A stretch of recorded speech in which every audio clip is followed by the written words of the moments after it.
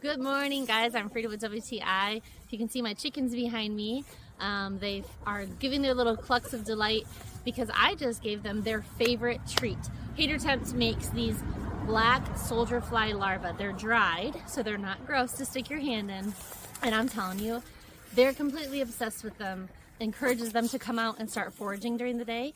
So this time of year when things aren't as easily accessible to forage, I really like putting these black soldier fly larvae all around the yard underneath some leaves to encourage them to go and forage throughout the yard and look for these treats.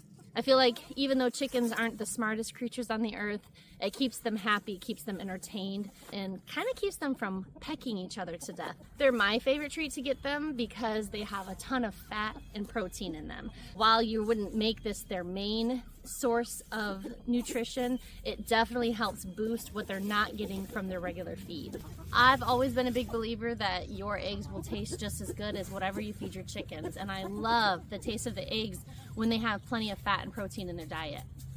One thing I can tell you is I'm not going to be running out anytime soon. I love this 10-pound bag. Happy hens, happy eggs, happy mom. Try some Hatortempt, and that's my point of view.